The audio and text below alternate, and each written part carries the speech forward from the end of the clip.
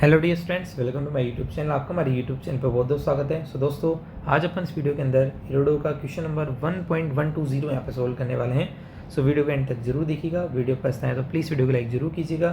Channel पर आए तो प्लीज़ चैनल को सब्सक्राइब जरूर कर लीजिए ताकि आपको इस प्रकार की वीडियो का लेटेस्ट अपडेट रेगुलरली मिलता रहे। तो चलिए अपन सबसे पहले सवाल को समझते हैं। The guiding energy of a particle moving along a circle of radius r depends on the distance covered s as t is equal to a s square where a is constant. Find the force acting on the particle as a function of s. हमको यहाँ पे कहा गया एक particle यहाँ पे circle पे move कर रहा है जिसकी जो यहाँ पे रेडियस है r है और उसकी काइनेटिक एनर्जी यहाँ पे डिस्टेंस का फंक्शन हमको दी हुई है, a यहाँ पे कांस्टेंट है। ठीक है, हमको यहाँ पे फाइंड आउट करना है कि force acting on the particle क्या होगा। तो काइनेटिक एनर्जी को हमने यहाँ पे लिख लिया ए एस स्क्वायर जो कि हमको दिया हुआ है। इसको मैं लिख सकता हूँ half m v square is equal to a s square. Okay, चलिए 2 को इधर भेज देंगे तो वी स्क्वायर हमारे पास बन गया 2a s square by M. इसको यदि मैं डिफ्रेंशिएट करूँ विद रिस्पेक्ट टू s तो वी स्क्वायर का डिफ्रेंशिएशन क्या हो जाएगा 2v dv by d s is equal to 2a by m. S square का डिफ्रेंशिएशन 2s हो जाएगा, 2 से 2 कैंसिल आउट हो गया। तो हमारे पास जो v dv by d S होता है ये हमारे पास क्या होता है, एसेलरेशन होता है।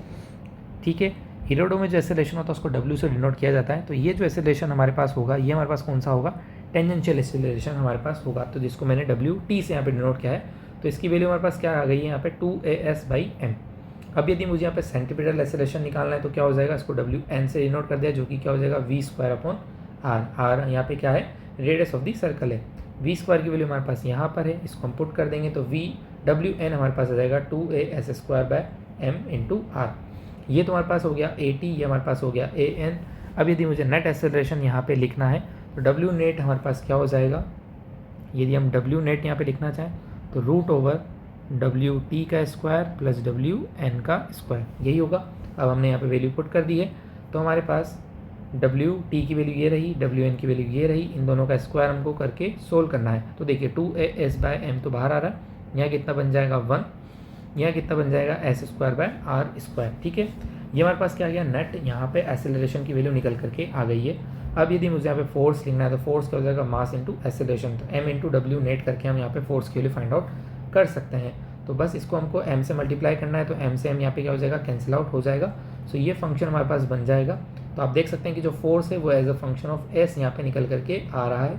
यहाँ पे हमारे पास a भी कॉन्स्टेंट है और जो रेडियस है वो भी क्या है, यहाँ पे कॉन्स्टेंट है। तो आई होप सभी को सवाल यहाँ पे समझ में आ गया होगा।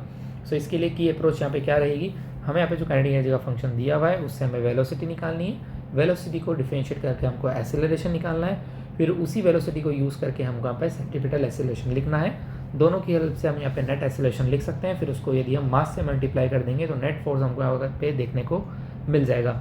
यदि सवाल समझ में आ गया है तो वीडियो को लाइक जरूर कर दीजिएगा। चैनल पर नए हैं तो प्लीज़ चैनल को सब्सक्राइब जरूर कर दीजिएगा। Thanks for watching. Please like subscribe my YouTube channel.